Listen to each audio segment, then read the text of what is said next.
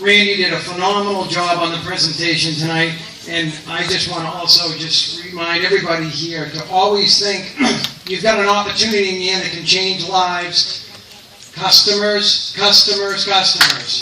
That's what will change your life. And I'm here all just for a quick little minute to introduce our next speaker. I've been in this industry also since the mid-'80s, and also started with, actually I think it was even earlier than that, with the same company. This gentleman I'm going to bring to the stage actually was a lawyer for that company. He brings a lot of legal background to the table here. He is with our company, assisting us in legal all over the place. I'm not sure how many of you have heard the name Gerald Nera, but it is a very big name in this industry. He is a great person. I've gotten to spend some time with him. We sat in a conference room for an entire week working out things, and there was a lot of this. No, no, no. He's a great guy, and I personally want to say publicly that I apologize to him because I didn't get his shuttle from the airport, and I was supposed to schedule that. And Jerry, I want to say I'm sorry for that because it was my mess up. We all make mistakes in life, and you all have to understand that it happens, and just stand up when you make a mistake. So without that, Mr. Gerald Nera.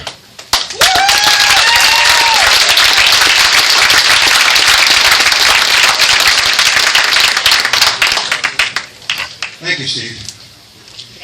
Good evening, everybody. Good evening. I'm delighted to be here. I'm honored to be the MLM specialist, non-retainer attorney for TelexFREE.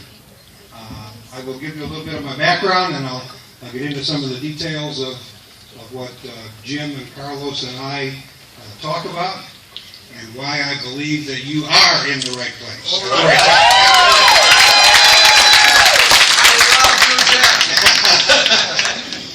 I became a lawyer in 1970. I joined Amway in 1982. And from 1982 to 1991, I ran the Amway legal division. I was called the director of legal for the Amway Corporation. It was an incredible 9-year run. Everything good and everything bad that could happen to direct selling seemed to happen on my watch. I mean, they had the Canada problem. They had Mike Wallace show up with a film crew. They had 2020. They had some issues. They had some issues. When I joined Amway, I took over a department that had 27 people in it, and it included 7 lawyers. When I left 9 years later, the department had grown to 42 people, and it had 13 lawyers, and all but 4 of those people in that department I had hired. The vice president and general counsel of Amway today is a man named Mike Moore, M-O-H-R. Good friend of mine. I hired him into Amway. I feel very fondly about that company. I feel very fondly about Rich DeRosa Giovanando, who did so much for this particular industry. I was honored to be able to work with them on almost a daily basis and get to know them personally. What happened 3 years before I got there totally and completely changed this industry for the better, and I'd like to tell you just a little bit about that. I sometimes get credit for that, and I don't deserve credit. I joined Amway in '82. In 1979, before I joined Amway, they had a lawsuit with the Federal Trade Commission. Federal Trade Commission versus Amway, and the Federal Trade Commission was claiming that they were an illegal pyramid. I'm sorry, it happened in 1978. The Amway won the case. It was held before, yeah, well, you can applaud that. Basically, the administrative law judge said that the Amway business model, the direct selling method of selling products, it wasn't services at that time, but it applies to services today. The Amway method of selling products to customers using independent contractor representatives, people like you, as the channel of distribution. And you know what channels of distribution are. The most famous channels of distribution are fixed retail establishments like Walmart and grocery stores. The other famous channel is infomercials. Another famous channel is catalog stores where you call LL Bean and they'll send you a sweater. Those are channels of distribution. Anyway, independent contractor representatives is known as a channel of distribution. But the real kicker was that in the way that they pay and give incentives to independent contractor representatives, that channel of distribution, in the way that they compensate them, they had something called multi-level. Meaning that independent contractor representatives, people like you, were given two ways to make money. Sell the products to customers, receive a commission. Additionally and optionally, find other people who want to be like you, introduce them to the company. The company will keep track in their computer of who sponsors who, and what you know as a genealogy or an upline or a downline. And when the second person sells products to customers and gets their commission, we'll give you, the person who sponsored them, an override, a bonus, a second commission, an upline commission. That twist, that addition to the way that Amway was selling products and services was accused by the Federal Trade Commission as being an illegal pyramid. The administrative law judge listened to all the evidence and said, no, government, the Amway business model, with its protections in it, with the guidelines, with the way they do it, is legal. The government didn't like that. And they appealed. The government filed an appeal. Now, in this particular case, which was an administrative law judge case inside the Federal Trade Commission, the appeal court were the 5 federal trade commissioners at that time appointed by the President of the United States. And they were sitting as a 5-judge appeal panel. So in 1978, the decision came down, and in May of 1979, the 1978 opinion runs 100 pages. 1979, the appeal ran 20 more pages, the appeal decision. 5 unanimous administrative law judges, 5 unanimous Federal Trade Commissioners affirmed the administrative law judge's decision and said, this business model is legal. You can applaud that.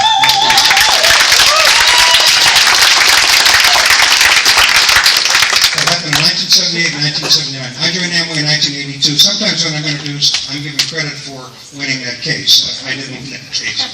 But I did work with the Federal Trade Commission as the Amway lead lawyer in the follow-up to that case.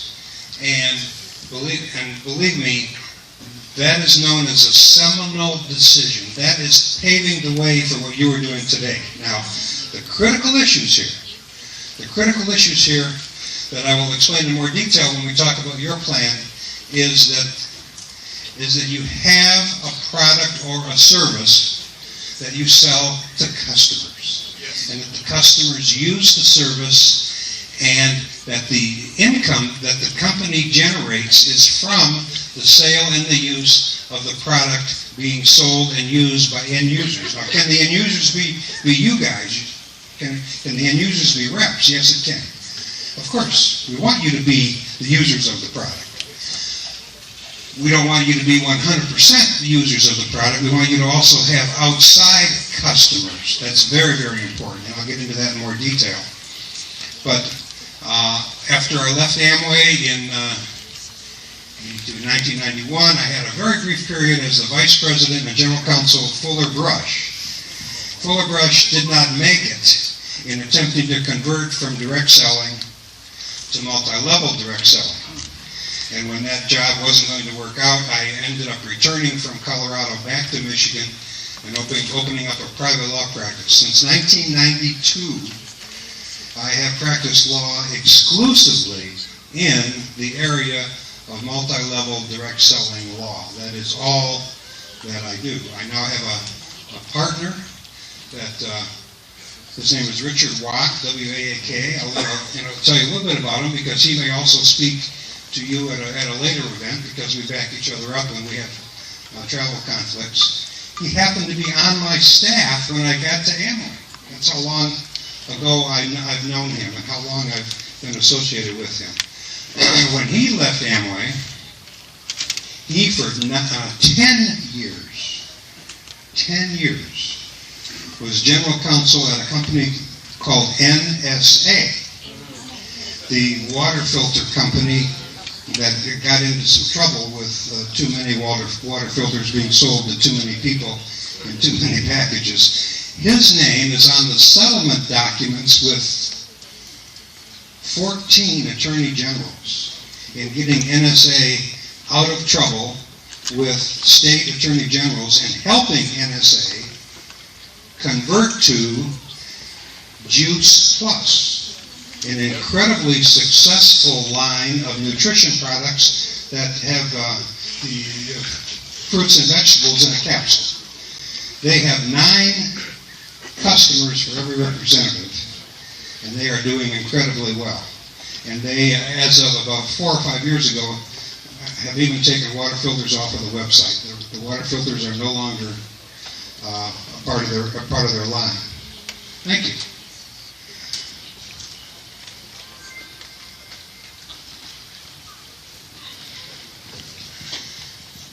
When I started with Jim and with Carl, I realized your magic ingredient. The magic ingredient that separates you from some of the companies that have been indirectly referred to that have gone down and gotten in a lot of trouble. And that special ingredient is that you have a real product. You have a real product/service. You have long distance.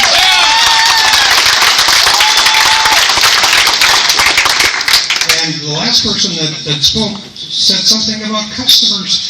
Customers makes you so legal that it is incredible. And here's my special request to you. To keep this in mind, every time you take that wonderful long-distance service and get it activated by selling it or placing it with a friend or a neighbor, and help them make their first phone call, you're helping the company become even more legal.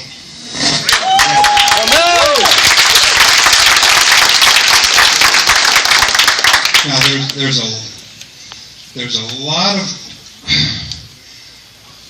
lot of regulatory activity out in the United States and out in the world. And I want to tell you that most of the activity that I have personally been involved in, and I'm going back to my days when I started out at Amway, all the way up to today, I would say 99% of the regulatory activity that I have personally been involved in, and I have sat across the desk from an assistant attorney general in at least 20 states on behalf of clients trying to negotiate issues and problems.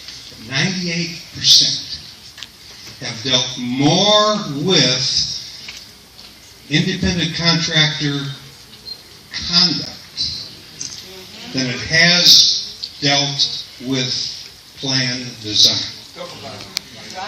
Okay, I'll talk a little bit more about it. You can have legally designed plans that have been vetted by the Nera and Wack law firm and Jeffrey Babner and Grimes and Reese and D. Jack Smith and Kevin Thompson. You can have all 5 of them bless the plan. And you can still get in trouble. Because what is said in the field, what is done in the field, even with a legal plan, bears more weight in the eyes of many regulators than the design. You guys can control the future of this company. You've got to play it by the book. You've got to follow the instructions of the corporate leadership and your upline leadership. You've got to say the right things, do the right things, and most importantly, keep the focus on customer activity. Customer activity.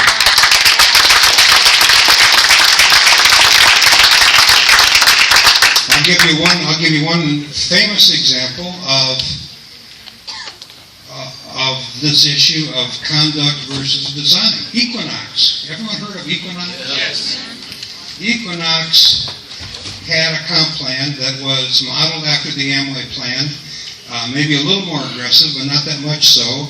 They were a card-carrying member of the Direct Selling Association. They had a 3-lawyer in-house law department headed by a man named Val Miller, who I knew personally, incredibly competent.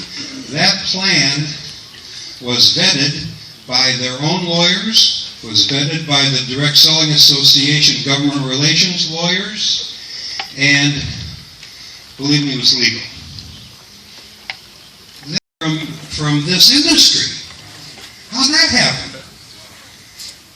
Distributor conduct. The bad guy distributors, rather than following the plan and the safeguards and the guidelines in the plan, had converted the plan into a $5,000 front-load abusive program, and they would tell their newly minted downlines, well, in our line of sponsorship, here's the way we do it. You fork over $5,000, and then you rent a little office from us in this building that we've got down the street, and everything is going to be fine. Well, it wasn't fine, and that wasn't the plan that was designed and vetted and approved, and the federal government said what's going on out in the field is so pervasive, and the company is not policing it and stopping it and pulling it back and disciplining people, that you're gone. That company's gone. It's shut down completely. You know of some other examples. I don't need to go and name them all, but I just want to tell you how important you are. You are incredibly important. This company has a compensation plan that is unique. It's different. Some people might refer to it as somewhat aggressive. It is legally designed, and I can legally bless and defend your compensation plan if and only if it leads to its intended result. When you place ads, what are you trying to do? You're trying to get customers. You know, when you are rewarded, you're rewarded for putting more customers on the books and helping those customers make their first phone call, find out how valuable the service is, find out that it was costing them $100 to $200 a month to stay in touch with their family and their relatives in another country, and now it only costs them $49 a month, and they're going to lead you to more customers, and that is the absolute positive name of the game. Yeah. I am delighted to be on board. I usually tell a few. What do I need to do? I need to back up. Oh, good. Okay. Right there. Okay. Sometimes I try to lighten up. Listening to a lawyer is not the easiest thing. I know you do, and I appreciate that you guys cut me some slack. But I do have a collection of lawyer jokes, and sometimes I just try to lighten it up by telling a few jokes on myself. And do you know what they call 12 lawyers parachuting at the same time? Skeet.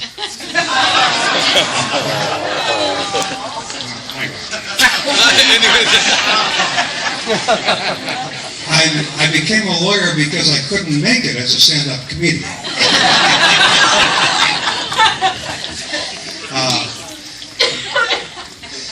The subject has come up about registrations. We are registered in the states where we need to be registered. There is not a 50-state registration requirement for our business model. Amway is only registered in 8 states.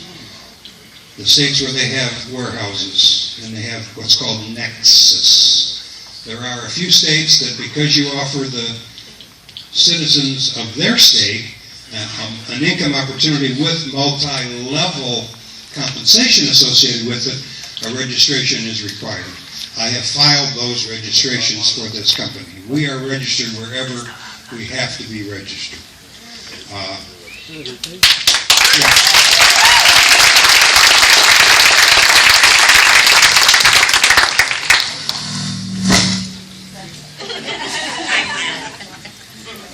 I'm not sure why that is, but it is. Okay.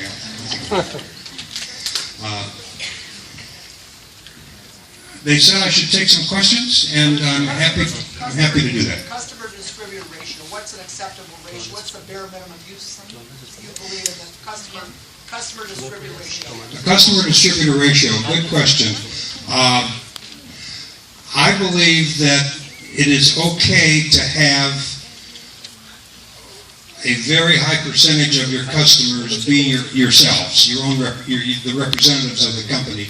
However, the amount of representatives, the amount of customers that are not representatives needs to be some number, and the number that I'm on the hook for, because I've written it in a few articles, is 20%. Now, I'm not sure that this company is there yet, but I know it's moving in that direction, and I'm comfortable with the movement and the trend in here. But what I'm basically saying is that we want all of you to be customers of the product. Right. There is nothing illegal or immoral or improper with that. You do that. But every time you bring to the table a non-rep customer, in addition to you having the service activated and being used, you are helping the statistics and you're helping the company. Yes. And so keep that in mind. And if we're not near 20%, we're getting there. And that is a guideline. Let me tell you why that number is, okay? There are some companies out there that have been shut down, even though they had a product, a legitimate product, a real product that was actually being used, because the only people who are using the product were their own representatives. Why is that a problem? It's not illegal in and of itself, but here's the issue. If you have a closed system where only your own representatives buy what you are selling, you create a presumption in the law that but for the income opportunity being offered to you representatives, nobody would buy the product. Therefore, all of the money being spent on the product is a disguised headhunting fee, and it's an illegal pyramid. Now, why do I say 20%? 20% to me, as a lawyer, for you and for many other clients, says, come on, don't give me zero, give me something. I'm not going to say give me 50% or give me 70%, because none of the big direct selling companies in the DSA even can ever meet those numbers either. But give me something above zero. If I have statistics from a client, TelexFREE or my other clients, that 20% or so of what they are selling is being purchased by other than their own representatives, it rebuts the presumption, you see, that but for the income opportunity, nobody would buy your stuff. It legitimizes what you're selling.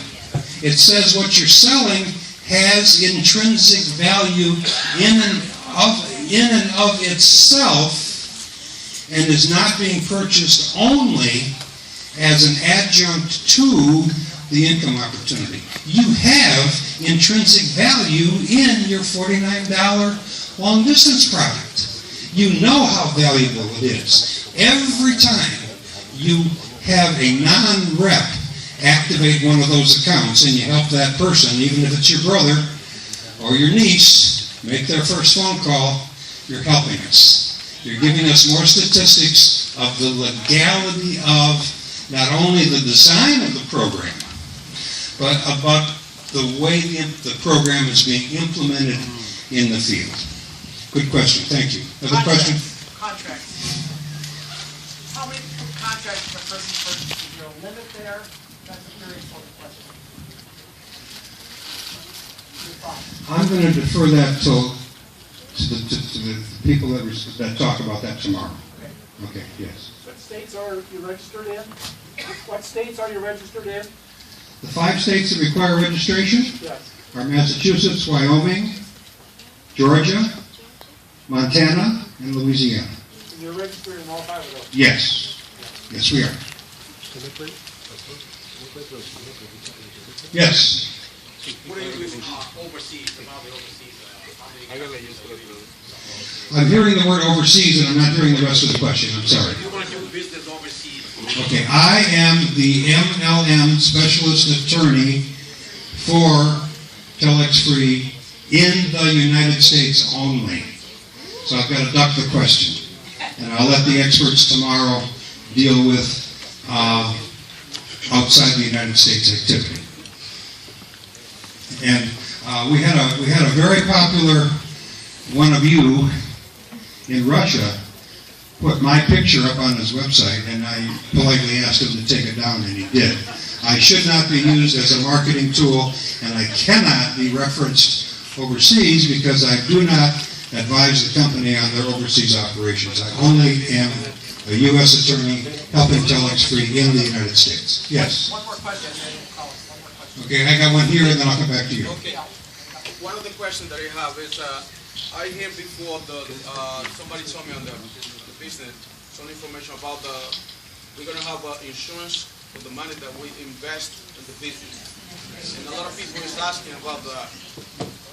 I'm hearing the word Insurance insurance. for the money we put into the company. That's crazy. That's 100% risk-free. That's not even real. Talk about, I'm sorry, I'm not understanding the question. the last question. What about when people talk, they call this an investment? Talk about that word, please, Jerry. Thank you. The question is the word investment. Take it out of your vocabulary. The word investment has a special meaning to the Securities and Exchange Commission. It is a highly sensitive, regulated word. We are not offering anybody in this country or in any country an investment. We have to be very cautious about how the word is translated into other languages. And I'm not bilingual, so I can't help there, but do not use the word investment. You are not offering anybody an investment, and we don't want the word anywhere in our literature, and we don't want to use verbally in any of our meetings. Please.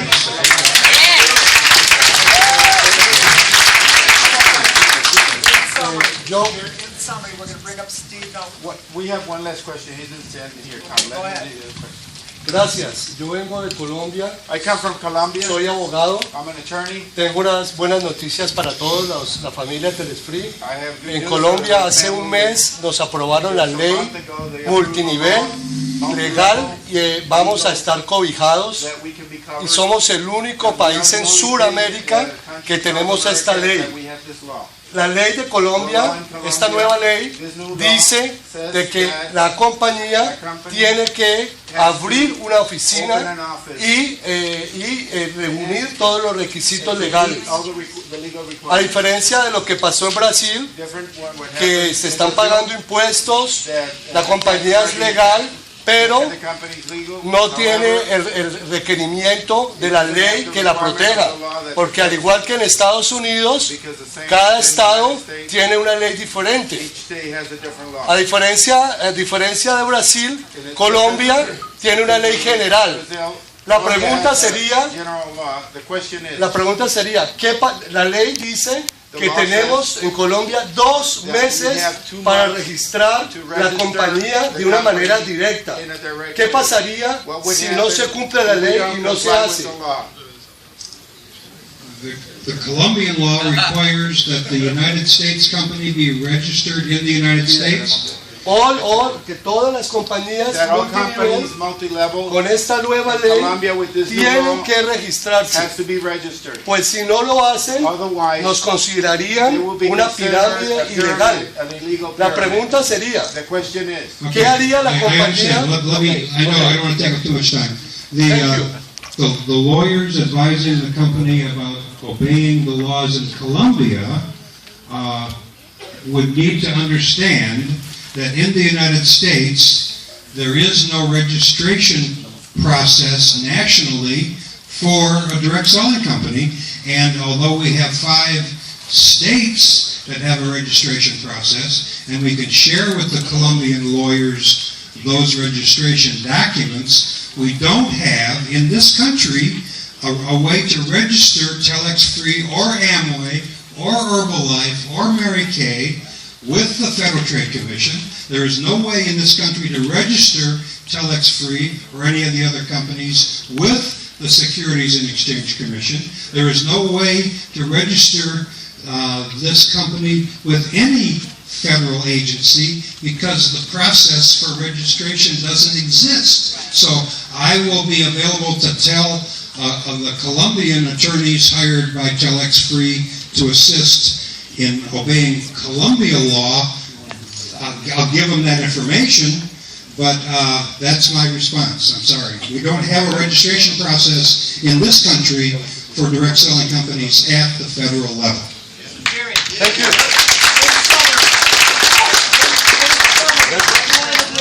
In summary, based upon your legal opinion, you do indeed feel that TelexFREE, we're on solid ground from a legal standpoint here in the United States. I would not be here unless I also felt very strongly, just as you said, that you are on very solid legal ground in the design phase of this plan. And from what I've heard from Jim and from Carlos in the implementation phase, and Jim and Carlos have promised me that they're going to follow my guidance and immediately stress with all of you the incredible importance of customers. And I want to wrap it up, but this lady has had her hand up for quite some time. I was just wondering, are we on safe ground if we talk about the terminology contract income when we place our ads? Are we on solid ground to talk about the terminology contract? Contract income, which is the lexicon that is used here in TelexFREE. When people talk about the income, they call it contract income. Okay. The word contract implies your independent contractor contract with the company, and it incorporates your compensation plan. I'm not uncomfortable with that language. I am going to take as an assignment to come up with an income disclosure document if I can get the data. If we can come up with an acceptable income disclosure document, it would then allow you to say a little bit more about your individual income. That is a future project that I will accept. And if I can close on one lawyer joke, now this one, okay. You might cut me a little bit of slack on this one, but the attorney, the accountant, and the engineer would kill a case of Budweiser on their patio every Saturday afternoon. And the accountant said, "I've got the smartest dog in the neighborhood." And the attorney and the engineer said, "No, you don't." "Yes, I do." "No, you don't." And the accountant grabbed a package of Oreo cookies, counted out 16 Oreo cookies and put them on the table. And the accountant said, "Here, Ledger, and the dog bounced into the backyard, and he pointed to the cookies, and he said, "Ledger, balance the books." And she looked at the cookies, and she sniffed the cookies, and with her nose, this is a dog, pushed 8 to one side and 8 to the other side and barked. And the engineer said, "Give me a break, my dog is smarter than that." And the engineer mixed up the cookies and said, "Here's slide rule, here's slide rule." The engineer's dog bounds into the backyard, and the engineer pointed to the table and said, "I want the square root of the cookies." And she put her nose down on the table, and she pushed 4 off to one corner and barked. And the engineer said, now there's a smart dog. And the lawyer said, give me a break. And the lawyer mixed up the cookies, and he said, here loophole, here loophole.